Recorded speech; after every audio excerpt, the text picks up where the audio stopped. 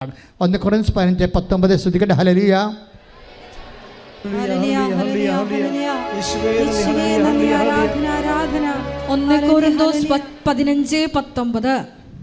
ഈ ജീവിതത്തിന് വേണ്ടി മാത്രം ക്രിസ്തുവിൽ പ്രത്യാശ വച്ചിട്ടുള്ളവരാണെങ്കിൽ നമ്മൾ എല്ലാ മനുഷ്യരെയും കാൾ നിർഭാഗ്യരാണ്. അപ്പൊ ക്രിസ്തുവിൽ പ്രത്യാശ വെക്കുന്ന മക്കളുണ്ട്. ഇപ്പൊ കാർൽ മാർക്സിൽ പ്രത്യാശ വെച്ച ആൾക്കാരുണ്ട്, ഇല്ലേ? സർവർക്കാരിൽ പ്രത്യാശ വെച്ച ആൾക്കാരുണ്ട്. എന്തിനു വേണ്ടിയാണ്? ഈ ജീവിതത്തിന് വേണ്ടി മാത്രമാണ്. അതാണ് പൗലോസ് പറയണത്. ഈ ജീവിതത്തിന് വേണ്ടി മാത്രമാണ് നിങ്ങൾ യേശുക്രിസ്തുവിൽ പ്രത്യാശ വെച്ചിട്ടുണ്ടെങ്കിൽ സകല മനുഷ്യരെക്കാൾ നിങ്ങൾ ഹതഭാഗ്യവാന്മാരാണ്. കാര്യം എന്താണ്? യേശുക്രിസ്തു പ്രത്യാശ വെക്കുന്നവൻ നിത്യജീവന് വേണ്ടിയാണ്. കൈയടിച്ച് കർത്താൻ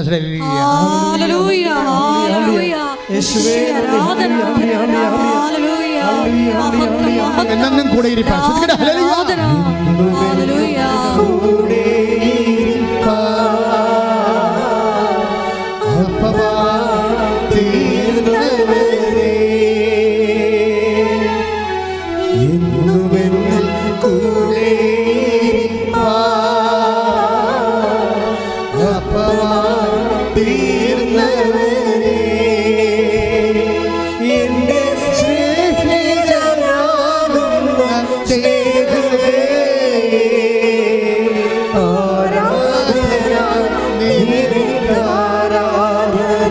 എല്ലാവരും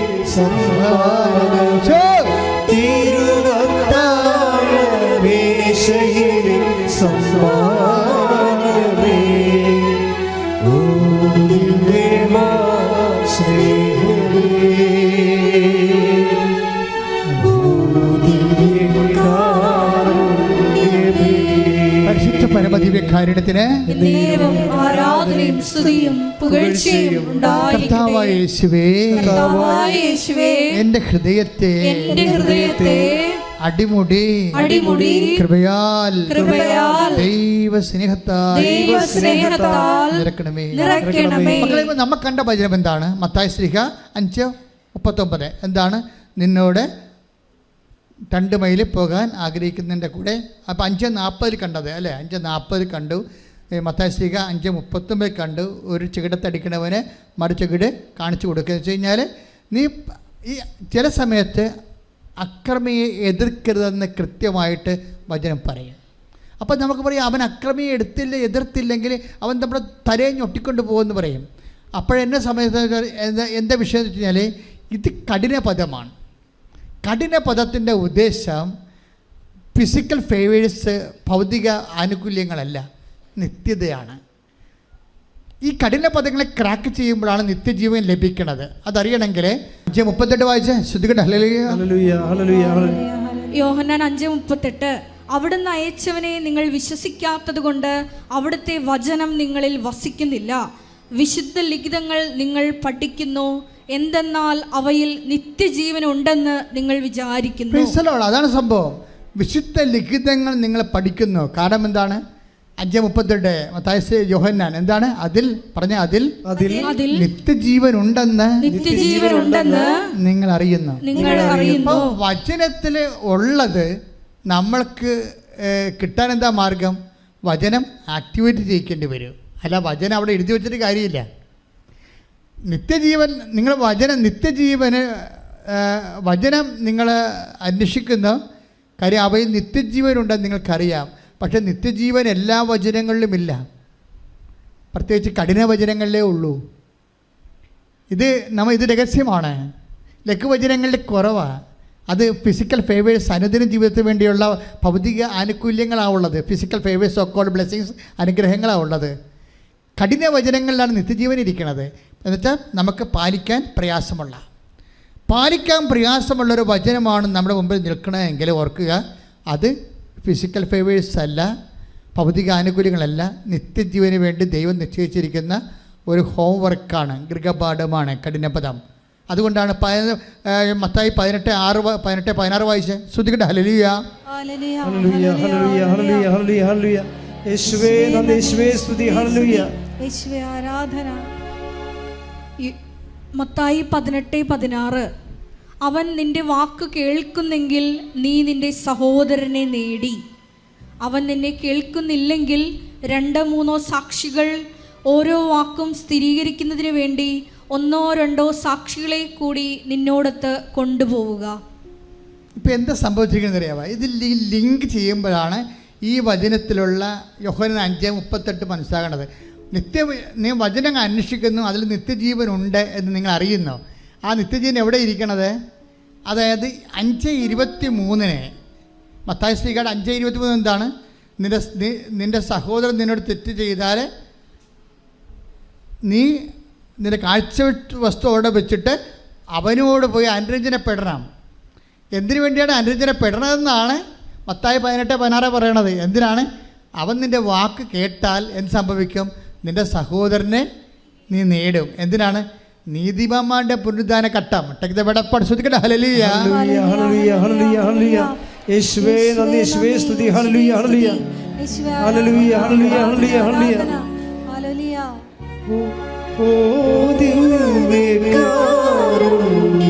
സ്നേഹമേ, അങ്ങേക്കൊരായിരം സ്തോത്രമേക.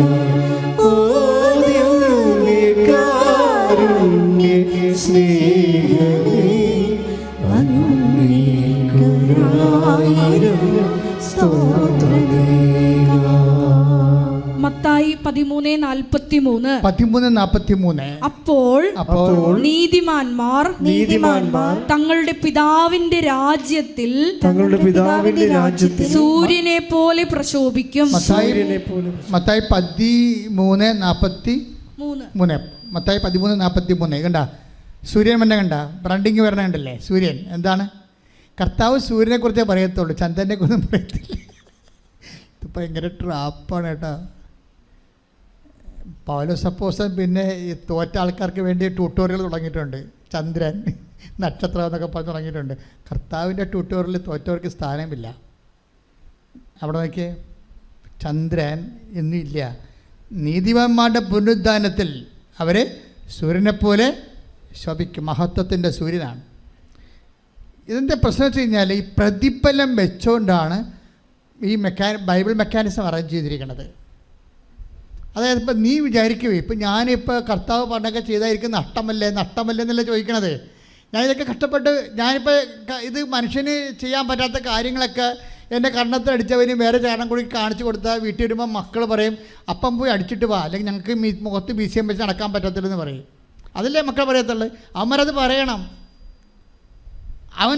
എന്താ സംഭവിച്ചു കഴിഞ്ഞാൽ ഇപ്പം ഭാരതീയ മീമാംസകളിൽ മനുഷ്യനെക്കുറിച്ച് പറഞ്ഞാൽ എന്താണ്? നരൻ പശു സമാനമാണ്. പശുവിനാണ്. അപ്പോൾ പശുവിനെ കുത്തിയാൽ തിരിച്ചു കുത്തും, അത്രേ ഉള്ളൂ. നരൻ മൃഗത്തെ തുല്യമാണെന്നാണ് പറയണത്.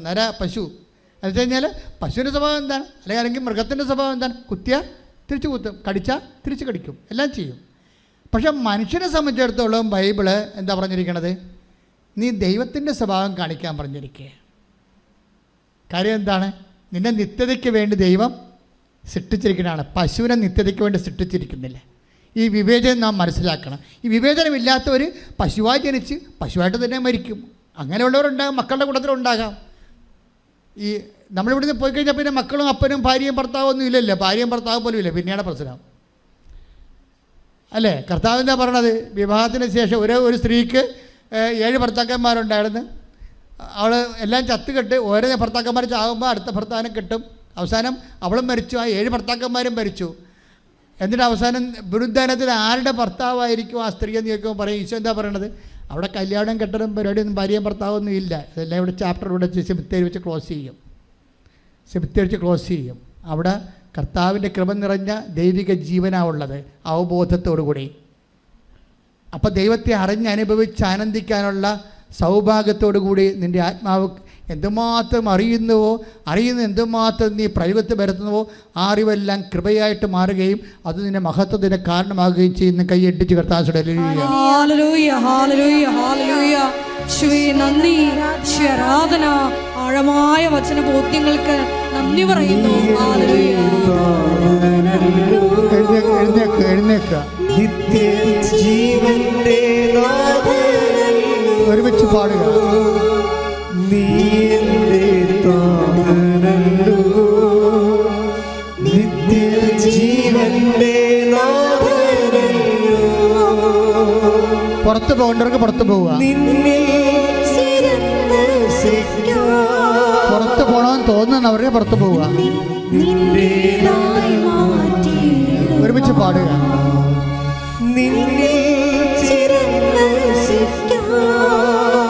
വെള്ളം കുടിക്കാനൊക്കെ പോകാൻ ആഗ്രഹിക്കുന്നവര് പുറത്തേക്ക് പോവുക. ചൊരുത്തി പാടുക. ഈശോയെ ഹൃദയത്തിൽ നാഥനായി സ്നേഹത്തിലൊന്നായി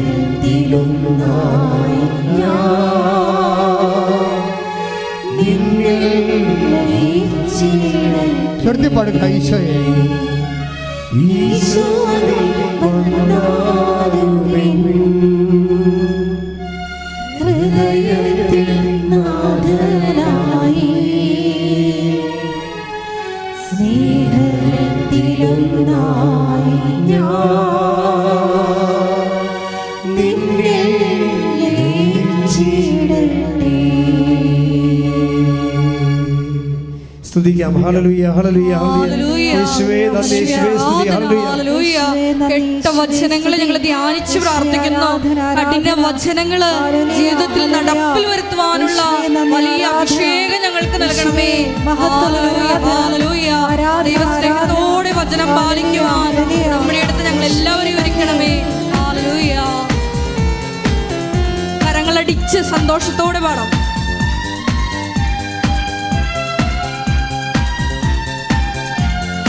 പറഞ്ഞാലും വിശ്വസിക്കാത്ത പ്രവൃത്തിയൊന്നും ദൈവം ചെയ്യാൻ പോകുന്നു. കേട്ടാലും സമ്മതിക്കാത്ത പ്രവൃത്തിയൊന്നും നാഥൻ ചെയ്യാൻ പോകുന്നു. പറഞ്ഞാലും വിശ്വസിക്കാത്ത പ്രവൃത്തിയൊന്നും ദൈവം ചെയ്യാൻ പോകുന്നു. കേട്ടാലും സമ്മതിക്കാത്ത പ്രവൃത്തിയൊന്നും നാഥൻ ചെയ്യാൻ പോകുന്നു.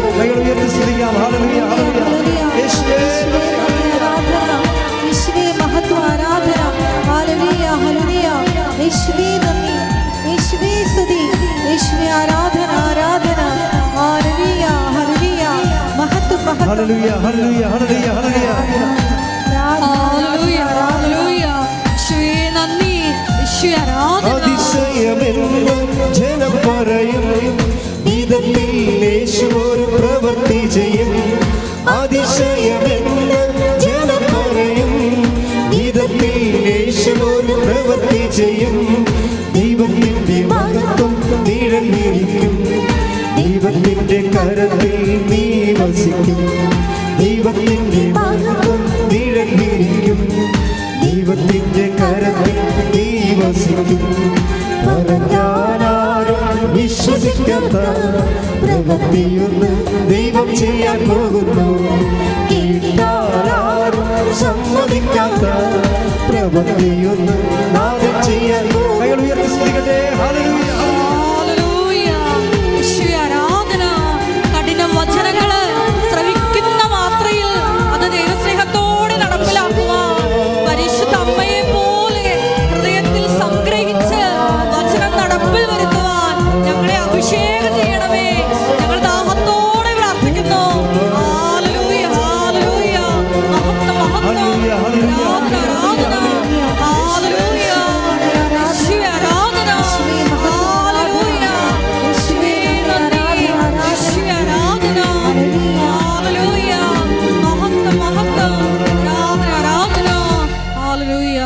Praise the Lord. Praise the Lord. ഇരിക്കുക.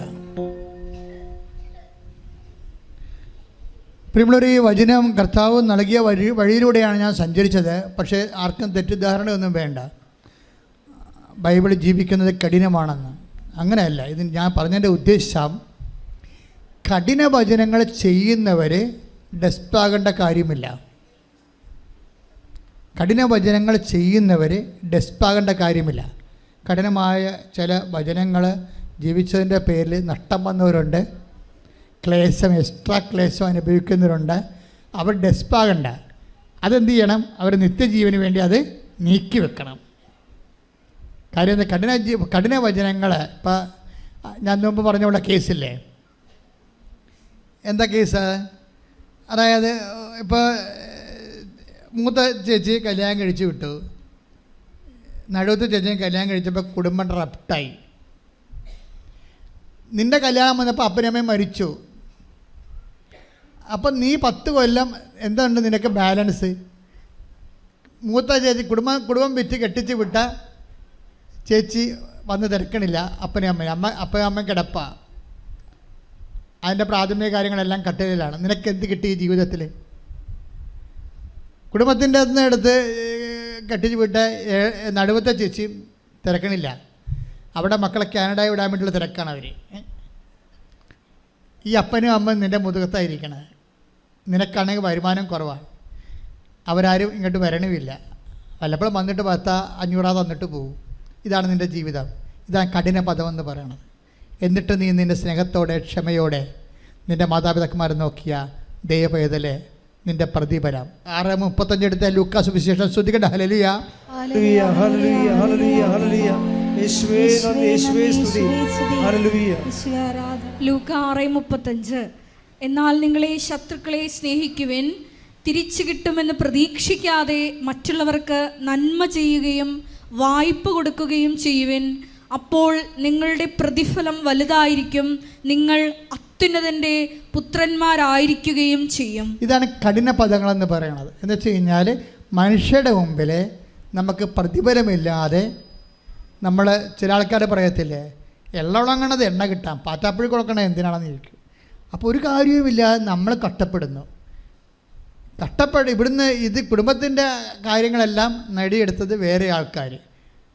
അപ്പോൾ നിനക്ക് ചില സമയത്ത് അപ്പനും അമ്മയും കൂട്ടുവന്നിട്ടില്ല അങ്ങനെ സംഭവിച്ചതെന്നൊക്കെ പറഞ്ഞാൽ അപ്പനും അമ്മനും പ്രാകാൻ തോന്നും. ജീവിതകാലം മുഴുവൻ നീ രാവിലെ എഴുന്നേക്കണത് തന്നെ പ്രാഗിക്കാൻ എഴുന്നേക്കണത്. ദൈവത്തിലെ സ്വർഗം നിൻ്റെ അടുത്ത് വന്ന് നിന്നിട്ട് നീ തിരിച്ചറിയാത്തത് വചനം അറിയാത്തത് കൊണ്ടാണ്.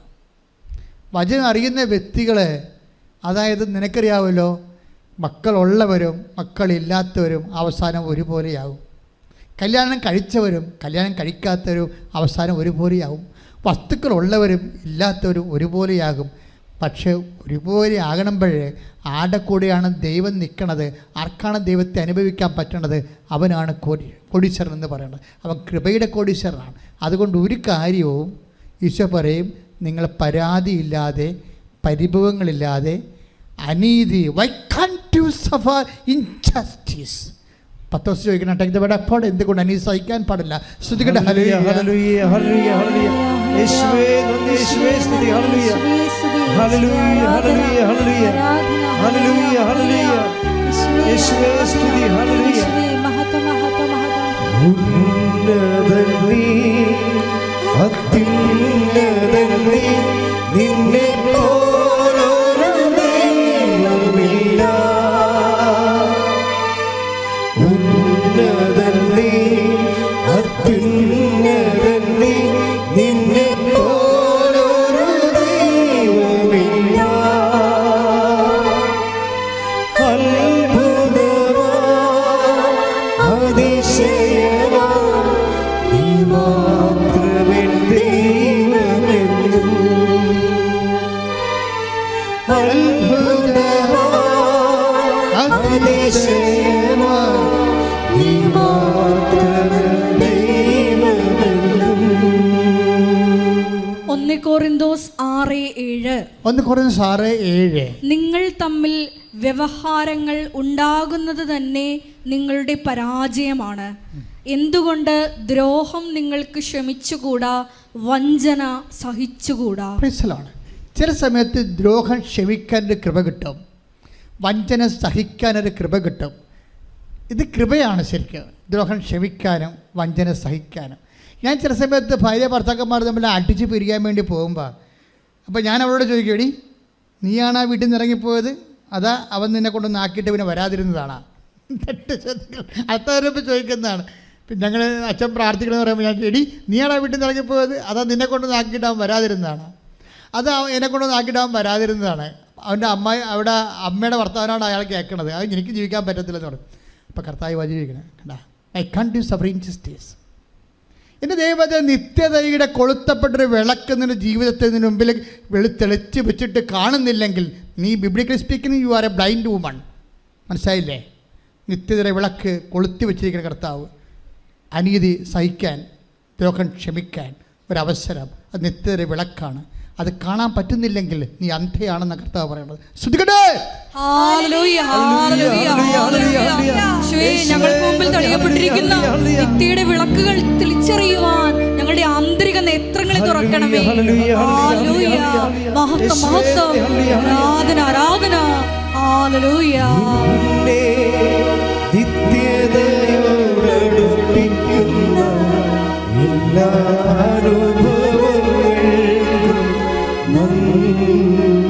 പാടുക.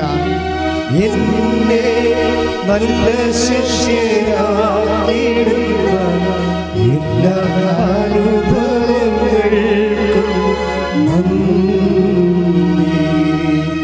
എന്നെ നിത്യതയോടടുപ്പിക്കുന്ന എല്ലാ അനുഭവങ്ങൾക്കും നന്ദി. എന്നെ നല്ല ശിഷ്യയാക്കിയിടുന്ന എല്ലാ അനുഭവങ്ങൾക്കും നന്ദി. സ്നേഹിത, ഞാൻ നിന്നോട് ഒരു അനീതിയും ചെയ്തിട്ടില്ല. നീ എന്നോട് ഒരു ദിനാറയ്ക്ക് സമ്മതിച്ചതല്ലേ, നിൻ്റെ കൂലി വാങ്ങിക്കൊണ്ട് പോയിക്കൊള്ളുക. ആര് പറഞ്ഞാണത്?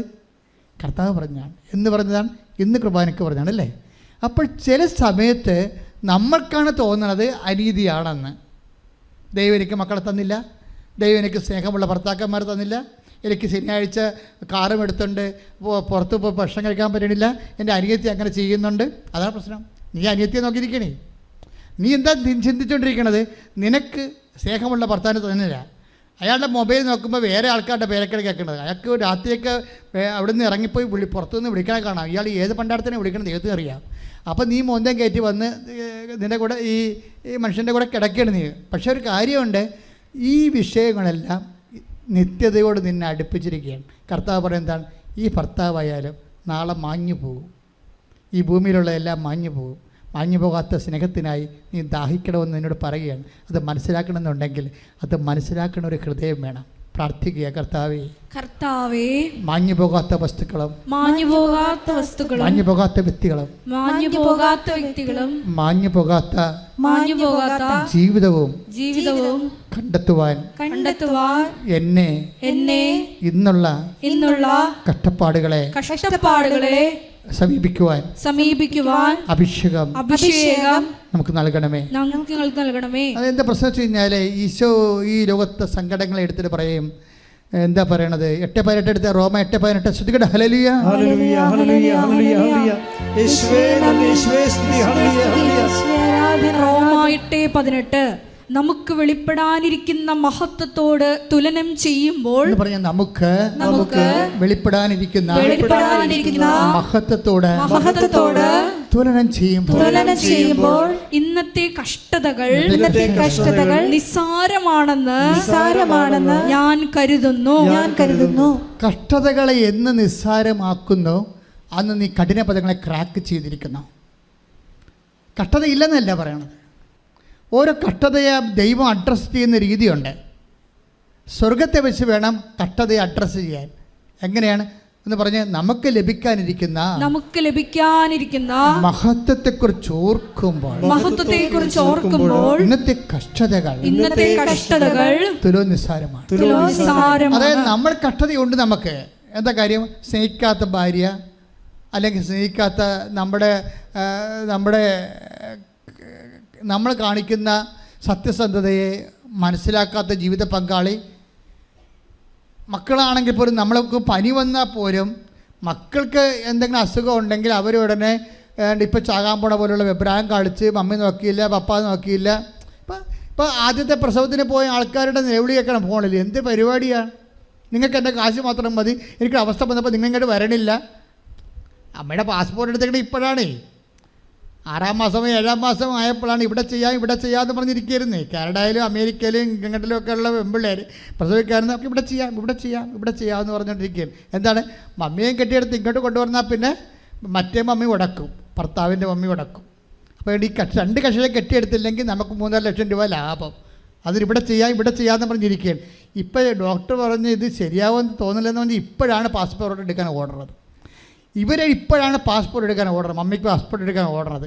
പക്ഷേ അത് ഇപ്പം നിനക്ക് എൻ്റെ ആവശ്യം ഉണ്ടായപ്പോഴല്ലേ എൻ്റെ പാസ്പോർട്ടും ഫോട്ടോയൊക്കെ തിരക്കണമെന്ന് മമ്മി ചോദിക്കുക. അങ്ങനെ ചോദിക്കാതിരിക്കാൻ വേണ്ടി മമ്മിയുടെ വാപത്തിക്കൊണ്ട് പറയുകയാണ്, നിങ്ങൾക്ക് എൻ്റെ കഷ്ടപ്പാടെന്ന് അറിയണ്ടല്ലോ, കാശ് മാത്രം മതിയല്ല എന്ന് വെച്ച് കഴിഞ്ഞാൽ എൻ്റെ തെറ്റ് മറച്ച് വെച്ചുകൊണ്ട് മമ്മിയുടെ തെറ്റ് ഊതിക്കത്തിച്ചിട്ട് സ്കൂട്ടാകണ പരിപാടി. മകളെ ഇവിടം വരെ ഓടും, ഓന്തോടിയ വെയില് വരെ. ദൈവത്തിൻ്റെ മുമ്പിലാണ് നീ ഓടണമെന്ന് ഓർത്തേക്കണം. സത്യസന്ധമല്ലാത്തൊരു വർത്തമാനം പറയരുത്. വിശുദ്ധമായ അധരങ്ങളുണ്ടായാൽ ഉടമ്പടി നിനക്ക് വേണ്ടി കർത്താവ് അത്ഭുതങ്ങൾ പ്രവർത്തിക്കും. ശ്രദ്ധിക്കട്ടെ. ഞങ്ങളുടെ അധരങ്ങൾ വിശുദ്ധീകരിക്കണമേ. വ്യാജവാക്കുകൾ ഞങ്ങളിൽ നിന്ന് പുറപ്പെടാതിരിക്കുവാൻ ഞങ്ങളെ അഭിഷേകം ചെയ്യണമേ.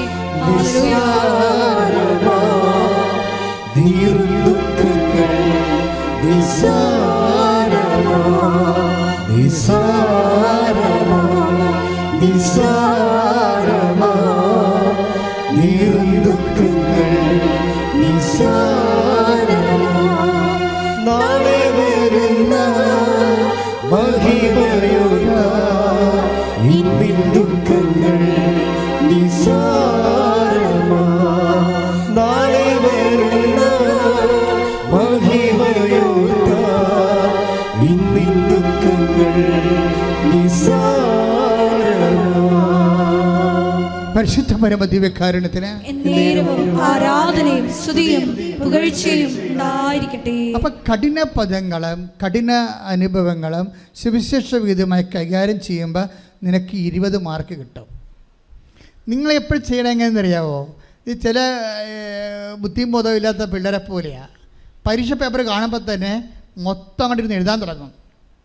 പരീക്ഷ പേപ്പർ കാണുമ്പോൾ തന്നെ അപ്പം തന്നെ എടുത്ത് നമ്മുടെ ഇലക്ട്രിക് ട്രെയിൻ പോണ പോലെ, വന്ദേ ഭാരത് പോണ പോലെ ഒറ്റ പോക്കാണ് പരീക്ഷ എടുത്ത്. അതെന്താ സംഭവം? എഴുതി വന്നിട്ട് അവസാനം 2.5 മണിക്കൂർ പരീക്ഷയ്ക്ക് 1:45 കഴിഞ്ഞപ്പോഴും 60 ചോദ്യങ്ങൾ എഴുതിയിട്ടുണ്ട്. പക്ഷേ നോക്കിയപ്പോൾ എന്താ പറ്റിയതിരിക്കണത്? 60 മാർക്കിൻ്റെ ചോദ്യങ്ങളാണ് എഴുതിയിരിക്കുന്നത്. എന്താണ്? എല്ലാ ചോദ്യങ്ങൾക്കും 2 മാർക്ക് 1 മാർക്കേ ഉള്ളു.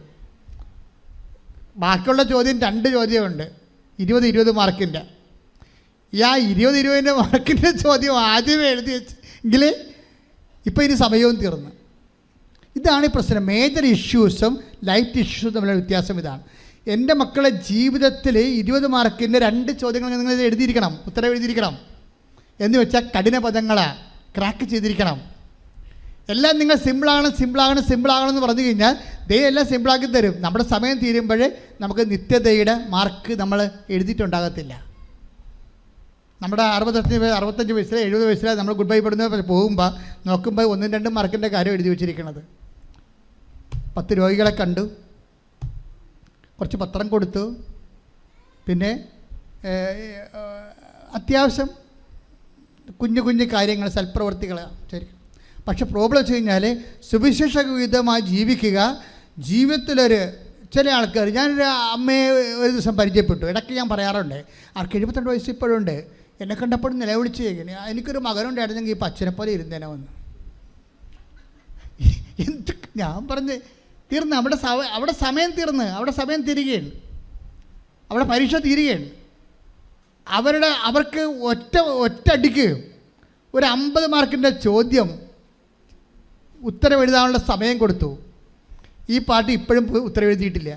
എന്താ പറയണത്? 72, അവർക്ക് മക്കളില്ല, 72ാമത്തെ വയസ്സ് എന്നെ കാണാൻ പറയുകയാണ്, എനിക്കൊരു മകനുണ്ടായെങ്കിൽ ഈ പച്ചരപ്പതി ഇരുന്നേനെ വന്ന്. ദാറ്റ് മീൻസ് ദൈവം എനിക്കത് തന്നില്ലെന്നാ പ്രശ്നം.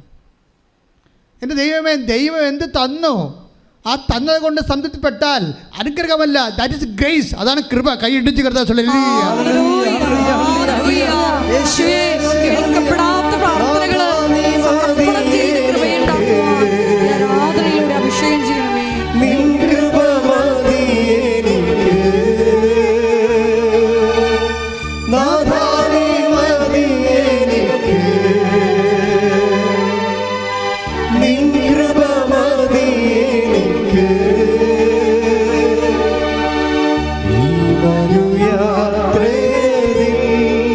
ഉള്ളത് കൊണ്ട് സംതൃപ്തിപ്പെടുന്നവന്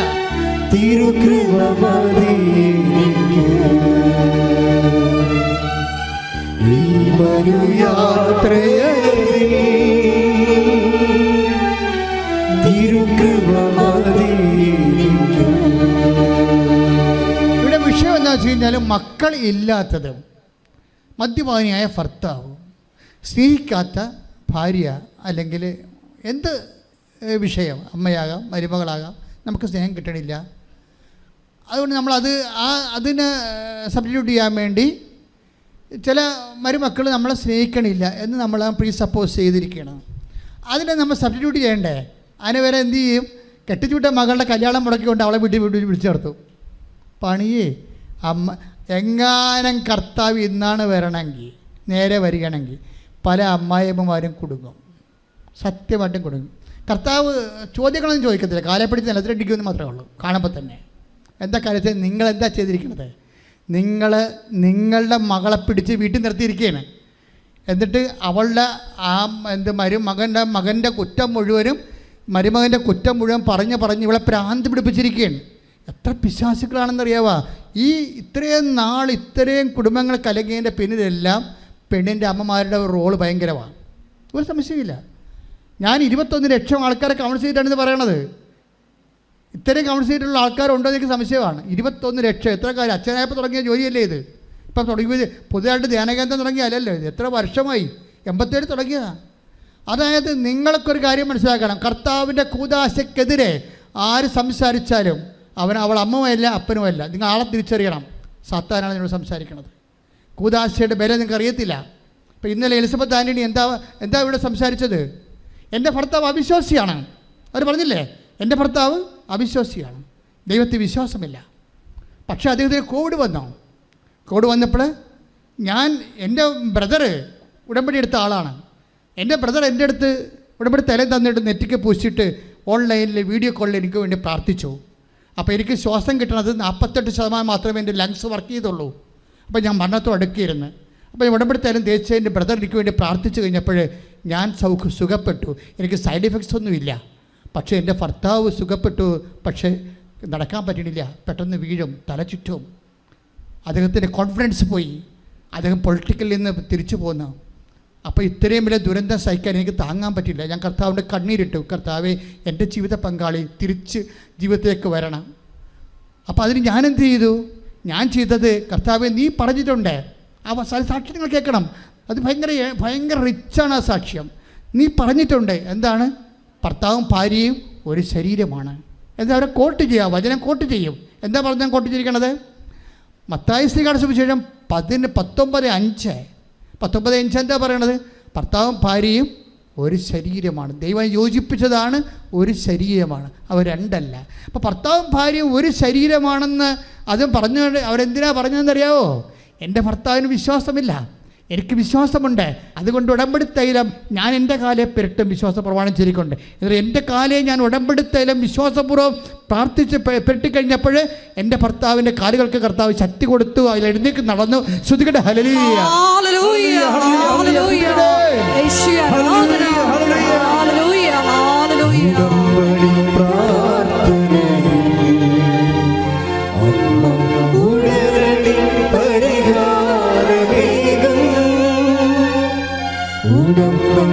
പ്രാർത്ഥന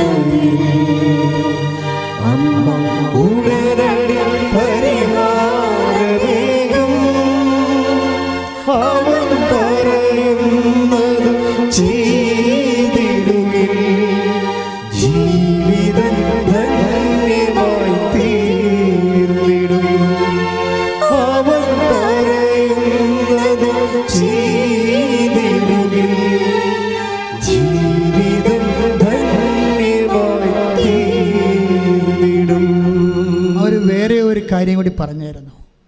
അതാണ് ഈ കൂദാശ എന്ന് പറയണത്.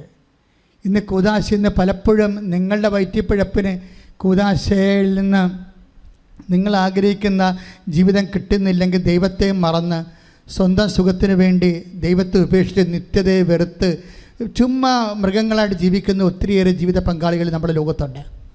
നിങ്ങൾക്കറിയാം, കുറച്ച് കാലം കഴിയുമ്പോൾ നിങ്ങൾ ദുഃഖിക്കേണ്ടി വരും. കാര്യമെന്താ? നിത്യത കൈവിട്ടു പോകും. നിത്യതയോട് അടുപ്പിച്ചത് എന്താണ്? കൂദാശ. ആ ചേച്ചി പറഞ്ഞത് എന്താണ് നിങ്ങൾക്കറിയാമല്ലോ. ഈ എലിസബത്ത് ആന്റണി എന്ന് പറഞ്ഞാൽ ആരാണ്? നമ്മുടെ മിനിസ്റ്റർ എ കെ ആന്റണിയുടെ മുൻ മിനിസ്റ്റർ മന്ത്രി ബഹുമാനപ്പെട്ട എ കെ ആന്റണിയുടെ വൈഫാണ്. അവർ പറഞ്ഞ സാക്ഷികൾ കേൾക്കണം. എന്താ അവർ പറയണത്? എൻ്റെ ഭർത്താവിന് വിശ്വാസമില്ല, പക്ഷേ ഞാനെന്താ സമീപിച്ചത്? കർത്താവിൻ്റെ വചനത്തിലാണ്. കർത്താവിൻ്റെ വചനത്തിൽ എന്താ പറയണത്? അവിശ്വാസിയായ ഭർത്താവ് എന്ത് ചെയ്യുന്ന പറയണത്? ഭാര്യ മുഖേന വിശുദ്ധ. അതാണ് ദൈവനിശ്ചയം. അതുപോലെ അവിശ്വാസിയായ നിങ്ങൾ ടേക്ക് ദ ബെഡഫോർഡ് 1 കൊറിന്തോസ് 17:14. 1 കൊറിന്തോസ് 7:14. എന്തെന്നാൽ അവിശ്വാസിയായ ഭർത്താവ് ഭാര്യ മുഖേനയും അവിശ്വാസിനിയായ ഭാര്യ ഭർത്താവ് മുഖേനയും വിശുദ്ധീകരിക്കപ്പെടുന്നു. ഈ ഒറ്റ വിശ്വാസത്തിലെ ആ സ്ത്രീ വിശുദ്ധയാകുകയാണ്. കൈയിട്ടിച്ച് കർത്താവ്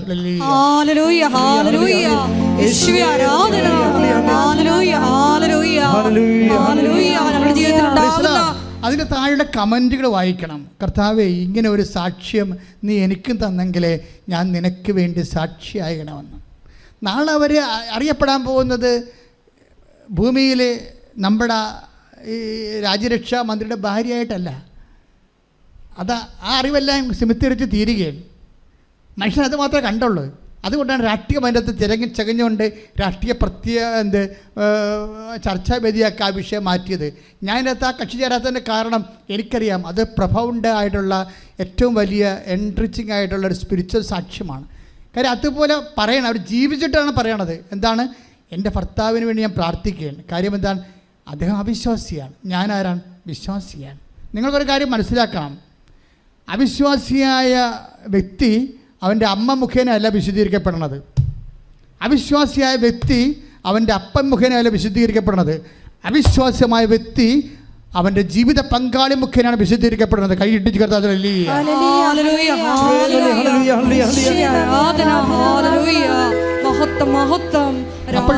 എപ്പോഴും ശ്രദ്ധിക്കേണ്ട വിഷയം, നിങ്ങൾ അവിശ്വാസിയാണോ അല്ലെങ്കിൽ ദൈവത്തിൻ്റെ അവിശ്വാസ്യം മീൻസ് എന്താണ്? വിശ്വാസത്താൽ, അതായത് not by merit but by grace എന്ന് വെച്ചാൽ Ephesians 2:8 എന്താ പറയണത്? അതായത് വിശ്വാസം വഴി കൃപയാലാണ് നമ്മൾ രക്ഷിക്കപ്പെട്ടത്. അവിശ്വാസം എന്ന് പറഞ്ഞാൽ എന്ത് പറ്റും? വിശ്വാസം നമുക്ക് എന്താ തരണത്? കൃപയാണ് നൽകണത്, അല്ലേ? Ephesians 2:8 എന്താ പറയണത്? വിശ്വാസം വഴി പറഞ്ഞേ, വിശ്വാസം വഴി കൃപയാലാണ് നമ്മൾ രക്ഷിക്കപ്പെട്ടത്. വിശ്വാസം നമുക്ക് എന്താ തരണത്? കൃപ. അപ്പം കൃപ നമുക്ക് ലഭിക്കണത് ഇതിൽ നിന്നാണ്. എൻ്റെ സോഴ്സ് എന്താണ്? വിശ്വാസമാണ് സോഴ്സ്. അതിൻ്റെ അവിശ്വാസം എന്ന് പറയുമ്പോൾ നമുക്ക് എന്താ നഷ്ടപ്പെടാൻ പോണത്? കൃപ എന്ന് വെച്ചാൽ നിത്യജീവൻ. നിത്യജീവൻ നഷ്ടപ്പെട്ടത് കൃപയുടെ അലംഭാവമോ ആഭാവമോ മൂലം നിങ്ങൾക്ക് നിത്യജീവൻ നഷ്ടപ്പെട്ടാൽ അത് നേടാൻ നിൻ്റെ അമ്മയ്ക്കോ അപ്പനോ മക്കൾക്കോ ഒന്നുമില്ല. അതിൻ്റെ ചാൻസ് ആർക്കാവുള്ളത്? നിൻ്റെ ജീവിത പങ്കാളിയാണ്. ജീവിത പങ്കാളി വേർപെട്ടുകൊണ്ട് അപ്പൻ്റെ കൂടെ അമ്മയുടെ കൂടെ നടക്കുന്ന കാണ്ടാമൃഗങ്ങളെ ഞാൻ പറഞ്ഞ വചനങ്ങൾ കേൾക്കണം. എന്നിലൂടെ കർത്താവ് നിന്നോട് അന്ത്യമായിട്ട് നിനക്ക് ശാസനം നൽകുകയാണ്. അന്ത്യശാസനം എന്താ കാര്യം? നിന്നെ വിശുദ്ധീകരിക്കാൻ, നിൻ്റെ ആത്മാവ് വീണ്ടെടുക്കാൻ, നിന്നെ നിത്യത്തിലേക്ക് കർത്താവോട് ചേർക്കാൻ നിൻ്റെ അപ്പനോ അമ്മക്കോ മക്കൾക്കോ പറ്റത്തില്ല. നിന്നെ കൂദാശ ചെയ്തേൽപ്പിച്ച ദൈവത്തിന് മാത്രം പറ്റത്തുള്ളൂ. ആ ദൈവത്തിന് വചനം കേട്ടുകൊണ്ട് താമസിക്കുന്നവരെ അനുതപിച്ചുകൊണ്ട് തിരിച്ചു വരാൻ കർത്താവ് ആവശ്യപ്പെടുന്നു. ശ്രുതിക്കട്ടെ.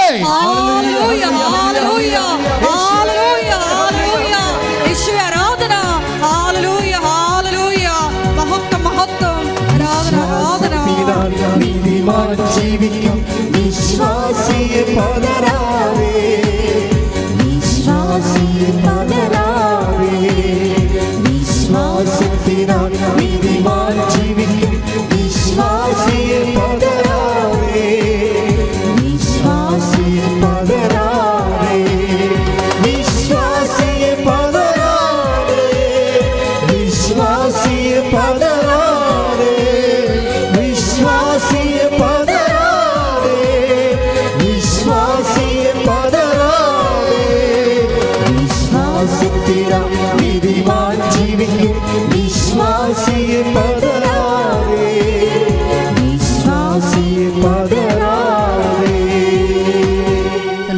വെക്കുക.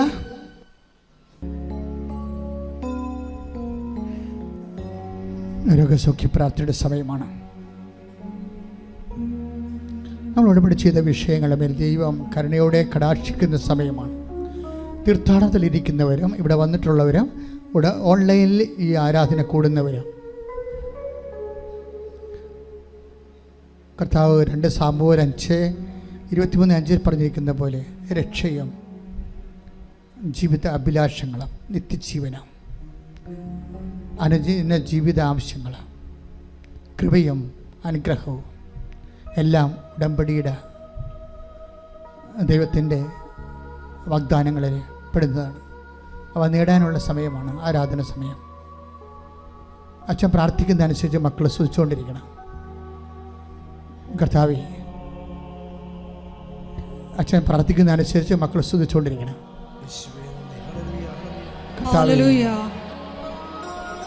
കർത്താവേ, ഇതിൻ്റെ വിശുദ്ധ പൗരോഹിത്യത്തെ മഹത്വപ്പെടുത്തണം. കർത്താവേ, ഇതിൻ്റെ സഭയിലുള്ള സാന്നിധ്യം പ്രകടമാക്കണം. കർത്താവേ, 36 വർഷം ഞാൻ അർപ്പിച്ച കൃപാനയുടെ യോഗ്യതയാണ്. കൃപാസ്ഥാനത്താരെ ജീവനോടെ പ്രത്യക്ഷപ്പെട്ട പരിശുദ്ധ അമ്മയുടെ മാധ്യസ്ഥത ഈ അൾത്താരയിൽ നടന്ന 10,000-കണക്കിന് ആരാധന ശക്തിയാൽ അപ്പാ, സ്വർഗീയ പിതാവേ, അങ്ങേ പുത്രനായ യേശുക്രിസ്തുവിന്റെ നാമത്തിൽ പ്രാർത്ഥിക്കുന്ന അപ്പാ, അങ്ങേ കൈകൾ അങ്ങയുടെ അവകാശമോഹിനിയാകുന്ന കർത്താവിനാൽ വീണ്ടെടുക്കപ്പെട്ട അവകാശമോഹിനിയാകുന്ന തിരുസഭയുടെ മേലെ ഈ സഭാ സമൂഹത്തിൻ്റെ മേലെ അങ്ങ് കൈഞ്ഞിട്ടുണ്ടെന്ന് പ്രാർത്ഥിക്കുന്ന കർത്താവേ, ഉച്ചമുതൽ ഉള്ളംകാല് വരെ എല്ലാ കോശങ്ങളിലും പേശികളിലും അസ്ഥി ഞരമ്പുകളിലും രക്തഞരമ്പുകളിലും യേശു ക്രിസ്തുവിന്റെ രക്തം പടരട്ടെ. മാരക രോഗങ്ങള്, തിരവേദികള് യേശുവിന്റെ നാമത്തില് മാറിപ്പോകട്ടെ. ശ്രദ്ധിക്കട്ടെ. ആരാധന എല്ലാ രോഗങ്ങളും സുഖപ്പെട്ടുകൊണ്ട് ഞങ്ങളെ സാക്ഷികളാക്കി ഉയർത്തണമേ. മഹത്വം ആരാധന.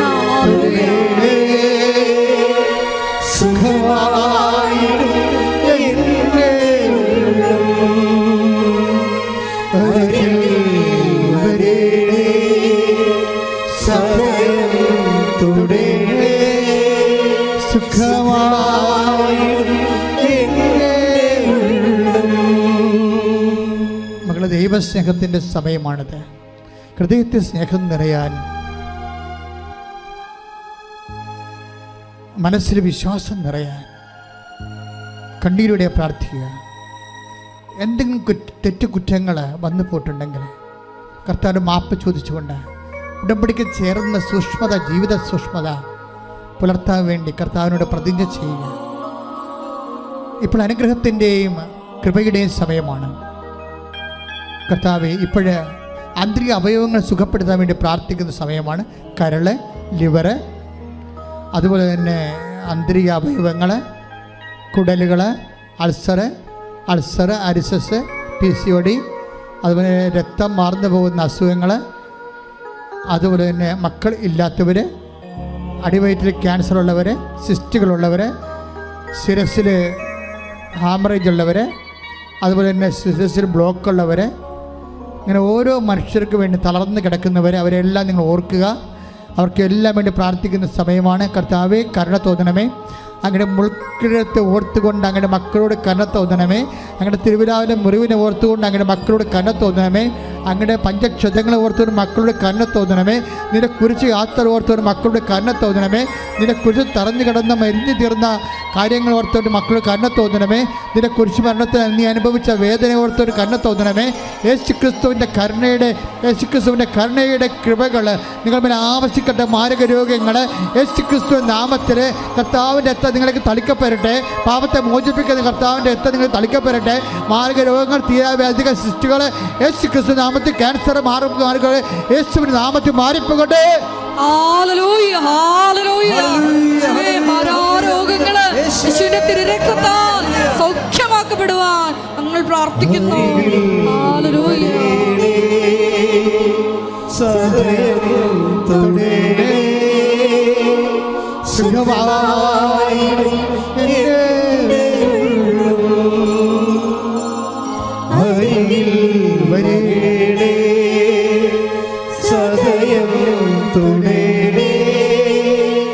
സുഖമായിടും എൻ്റെ ഉള്ളം.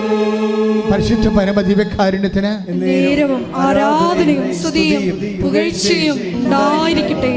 ഉടമ്പടിയുടെ മറ്റ് ജീവിത സാഹചര്യങ്ങളെ, മക്കളില്ലാത്തവരെ, വിവാഹം ഒത്തുവരാത്തവരെ, ജപ്തി നടപടി നേരിടുന്നവരെ, സാമ്പത്തിക ബാധ്യതയുള്ളവരെ, ഓഫർ ലെറ്റർ വന്നൊരു വിസ വരാത്തവരെ, അതേസമയം തന്നെ അന്യരാജ്യങ്ങളിൽ ജയിലിൽ കുടുങ്ങിപ്പോയവരെ, അവിടെ സ്ഥലം കിട്ടാത്തവർ, വീട് കിട്ടാത്തവർ, ജോലി കിട്ടാത്തവർ, ജോലി നഷ്ടപ്പെട്ടവർ, തിരിച്ചു പോരേണ്ടി വന്നിരിക്കുന്നവരെ, നാട്ടിൽ തന്നെ ജോലി മുടങ്ങിപ്പോയവർ, ജോലി ഇല്ലാത്തവരെ, സാമ്പത്തിക ബാധ്യതകൾ വിഷമിക്കുന്നവരെ, തൊഴിൽ സ്വന്തമായിട്ട് ചെയ്തുകൊണ്ടിരിക്കുന്ന തൊഴിലുകൾ നഷ്ടപ്പെടാൻ പോകുന്നവരെ, അതിന് വേണ്ടത്ര വരുമാനമില്ലാത്തവർ, ജീവിക്കാൻ മാർഗമില്ലാതെ വേദനിക്കുന്നവരെ ഈ നിമിഷം കർത്താവ് കണ്ണീരോടെ പ്രാർത്ഥിക്കുന്ന ശ്രുതികട്ടെ ഹല്ലേലൂയ. കർത്താവിൻ്റെ ഉന്നതമായ നാമത്തിലെ സഭയുടെ അധികാരത്തിലെ കുരിശിൻ്റെ അടയാളത്തിൽ ദൈവത്തിൻ്റെ ശക്തിയാൽ എല്ലാ ജീവിത ദുരിതങ്ങൾ, തടസ്സങ്ങൾ കർത്താവ് 36 വർഷം ഞാൻ അർപ്പിച്ച കൃപാന്റെ യോഗ്യതയാൽ, അൽത്താരയിൽ നടന്ന പ്രത്യക്ഷീകരണത്തെ ശക്തിയാൽ, അൽത്താരയിൽ നടന്ന 16 ആരാധശക്തിയാൽ എല്ലാ ജീവിത ദുരിതങ്ങളും തടസ്സങ്ങളും യേശു ക്രിസ്തുവിന്റെ നാമത്തിൽ മാറിപ്പോകട്ടെ. ശ്രുതികട്ടെ ഹല്ലേലൂയ, ഹല്ലേലൂയ. യേശുവേ ആരാധന. എല്ലാ ജീവിത തടസ്സങ്ങളും യേശുവിന്റെ നാമത്തിൽ നീങ്ങിപ്പോകുവാൻ ഞങ്ങൾ പ്രാർത്ഥിക്കുന്നു. ഹല്ലേലൂയ. അരികിൽ വരേണേ, സദയം തൊടേണേ, സുഖമായിടും എൻ്റെ ഉള്ളം. എപ്പിലെപ്സി രോഗങ്ങൾ, അപസ്മാര രോഗങ്ങൾ, ഓട്ടിസം രോഗങ്ങൾ, ഹൈപ്പർ ആക്ടിവിറ്റി, ഗർഭസ്ഥ ശിശുവിനുണ്ടായിരിക്കുന്ന ആന്തരിക വിഷയങ്ങൾ, ബെഡിനായി കിടക്കുന്ന ബെഡ് റെസ്റ്റ് പറഞ്ഞിരിക്കുന്ന ഗർഭിണികൾ, അവരുടെ സുഖപ്രസവത്തിന് വേണ്ടി, കുഞ്ഞുങ്ങളെ ഓർത്ത് കുട്ടികളുടെ ഐസിയുവിൽ കിടക്കുന്ന അഡ്മിറ്റ് ചെയ്തിരിക്കുന്ന കുഞ്ഞുങ്ങൾ, അവരെല്ലാം ഓർത്ത് പ്രാർത്ഥിക്കുന്ന സമയമാണ്. പിരിയാൻ പോകുന്ന ഭർത്താക്കന്മാരും ഭാര്യമാരും ദൈവത്തിന് നിരക്കാത്ത ജീവിതത്തിലേക്ക് മാനസിക സമ്മർദ്ദങ്ങൾ കൊണ്ടും മറ്റുള്ളവരുടെ സമ്മർദ്ദങ്ങൾ കൊണ്ടും വിശുദ്ധിയില്ലാത്തവരുടെയും ദൈവത്തെ മാനിക്കാത്തവരുടെയും പണക്കുതിയന്മാരുടെയും കുതിച്ചുകളുടെയും താല്പര്യങ്ങൾ കൊണ്ട് കൂദാശയെ അപമാനിക്കുന്നവരും കൂദാശ ജീവിതത്തെ അപമാനിക്കുന്നവരും അവരുടെ മാനസാന്തത്തിൽ ഉൾപ്പെടെ കർത്താവിൻ്റെ കൃപയ്ക്ക് വേണ്ടി സമർപ്പിച്ചുകൊണ്ട് ദൈവികമായ ഇടപെടലുകൾ നിന്നെ കണ്ണീരിലാടുത്തുന്ന ഓരോ വിഷയങ്ങളുടെ മേലും കർത്താവ് ഇടപെടുന്ന മാതാവ് മധ്യസ്ഥം വഹിക്കുന്ന സ്വർഗീയ നിമിഷങ്ങൾക്കായി സ്തുതിക്കട്ടെ. ആരാധന.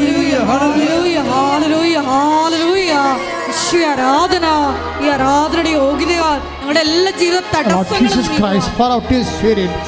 touch with the fire finger, soak with the precious blood, and increase His Spirit, and with the authority of the Catholic Church, the power of Jesus Christ, with the merit of the Holy Priesthood, I bless and pray you, the grace and peace and power and healing, the name of Jesus Christ, who is coming to judge for the living and dead, led by fire. Amen. Hallelujah, hallelujah, hallelujah. ആരാധന. Hallelujah. സദയം തൊടേണേ, സുഖമായിടും എൻ്റെ ഉള്ളം. അരികിൽ വരേണേ, സദയം തൊടേണേ, സുഖമായിടും എൻ്റെ ഉള്ളം. എല്ലാവരും മുട്ടേ നിൽക്കുക, കൈകൾ കൂപ്പി. കർത്താവിൻ്റെ കൃപയിൽ അഭിഷിക്തരായി നമ്മൾ നിൽക്കുന്ന സ്വർഗീയ നിമിഷമാണ്. അച്ഛൻ വിട്ടുപോയ വിഷയങ്ങളുണ്ടെങ്കിൽ നിങ്ങളുടെ സ്വകാര്യ കാര്യങ്ങൾ അമ്മയുടെ മാധ്യസ്ഥത്തിൽ ഇപ്പോഴും ഈശോയ്ക്ക് സമർപ്പിക്കുന്ന സമയമാണ്. പരിശുദ്ധമ്മയുടെ മാധ്യസ്ഥത്തിൽ നിങ്ങളുടെ ജീവിത ആവശ്യങ്ങൾ, അച്ഛൻ വിട്ടുപോയ കാര്യങ്ങൾ ഇപ്പോഴും ഓൺലൈനിലുള്ളവരും തീർത്ഥാടനത്തിൽ ഇവിടെയുള്ളവരും ഇപ്പോഴും സമർപ്പിച്ച് പ്രാർത്ഥിക്കുക.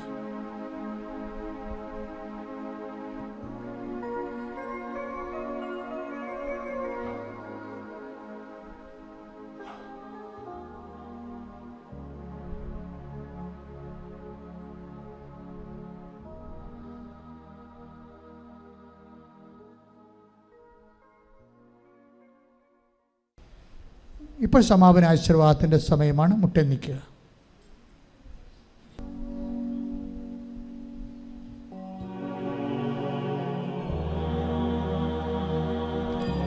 ശിരസ് നമിച്ച് നമുക്ക് ദിവ്യകാരുണ്യനാഥന്റെ ആശീർവാദം സ്വീകരിക്കാം.